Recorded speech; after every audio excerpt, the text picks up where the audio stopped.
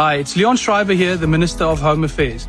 We recently published a draft revised white paper on citizenship, immigration and refugee protection. This amounts to the most significant reform and the most significant clampdown on abuse in this sector that our country has seen in a generation. This is your opportunity to make sure that your voice is heard. The deadline for public consultation on this draft white paper has been extended from the 30th of January until the 15th of February 2026. Visit dha.gov.za for more information and make sure that your voice is heard as we build a new citizenship, immigration and refugee protection system. Batata, bamama, bandeko wa bolingo, baike bana mboka, mbote na bino, beto wabu, jambo eno, sanga yuabu, mbote na ben. Boe malamu na Mayangani TV. Nazali wabino Patrick Chimanga tata Mayangani. Moi na mama Christine Kalanga, journaliste d'investigation. Ndenge bomoni awa tozali précisément na kati ya Afrique du Sud, précisément na Cape Town, Mada City. Awa bomoni simana ngai ezali ba réfugiés, ezali ba immigrants o baza na kati ya mboka o. Mais avant na ko ba tika ete na meka kotanga nanu po bo comprendre nini na kolobela awa. Tozali kolobela white paper. What is the white paper on citizenship, immigration, and the refugee protection? And why does it matter? Nabandeli, what is the white paper on citizenship, immigration, and the refugee protection? And why does it matter? Nini ezali white paper na citoyenneté et puis na immigration et puis na ba réfugiés na kati ya Afrique du Sud. This draft white paper sets out how government proposes to fundamentally reshape how citizenship, immigration and the refugee protection are governed in South Africa. White paper oyo to mukanda oyo ezali kobongisa na lolenge nini gouvernement sud-africain akokamba mboka to bato baza na kati ya mboka ezala na citoyenneté, ezala na immigration, ezala na refugee protection. While it is not yet law, ezana nu loi te, ezali white paper, ezali proposition à loi. White paper ezali proposition à loi oyo gouvernement sud-africain na ministre Home Affairs azali ko proposer na lolenge nini esengeli ba changer loi ya ba réfugiés, loi ya ba immigrants et puis ainsi de suite.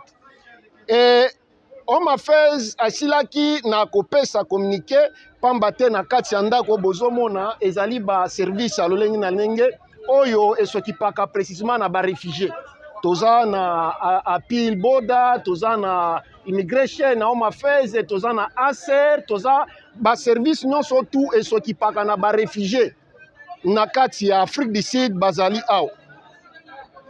Tikana ko bana kosilisa kotanga simana kota na détail. While it is not yet the law, it will shape future legislation, policy, affect migrants, refugees, asylum seekers, and South African community. White paper oyo to proposition ya mukanda o bazali kosala eko changer lolenge ya gouvernement sud-africain ya kokamba ba réfugiés, ya kokamba ba immigrants eko affecter même ba citizens, c'est-à-dire ba sud-africains. The public has been invited to comment on this critical moment to make voice heard, especially those most impacted by immigration policy. Alors, gouvernement sud-africain na ba stakeholder nyonso tu basilaki koyoka na ete esengeli bapesa na ba population espace. Espace o wapi bakokomante, o wapi bakoloba nini ezali problème na bango. Pamba te esengeli boyeba ete makambo ya mikanda na kati Afrique du Sud ezali ko affecter baike mingi. Toza na baike bana mboka mususu o basali 15 ans 10 ans awa pona kozwa mukanda eza problème. Alors esengeli bango baya ba commenter avant gouvernement sud-africain akomisa ngo loi. Yango bomoni baike bana mboka awa toza na batata, toza na ba mama, toza na bilenge, toza na baike bayaki awa depuis tongo. Lelo ezali le 27 janvier 2026 et na nsima awa na banzi gouvernement sud-africain akozwa yango kokomisa yango epa président sud-africain et puis bakosigné ekokoma loi. Mais avant ekoma loi nga lokola mwana musala na bino, nga lokola journaliste na bino investigation naza wana mpona koinforme bino yango na ye na lombango mpona bino baye bozalaki au courant te to mpona bino baye bozalaki au courant mais occupation toza na mboka mopaya bozalaki mwa kokoma wa te. Maison na bino ya media Mayangani TV eza wana mpona kosala lolenge neti bozalaki wana tozwa accompagner bino na bata nyonso tu na temps ya pasi na temps ya bisengo toza na bino. Alors batata bamama bandeko wa bolingo esengeli bobongama ndenge balobaka soki osokipe na politique te politique ekosokipe na yo. Mingi bakosala sembla mpona koboya kosokipe na makambo yango, mais soki loi échange soit soki ba changer ke yo contribuaki te ekoaffecte yo olinga te ekoaffecte yo.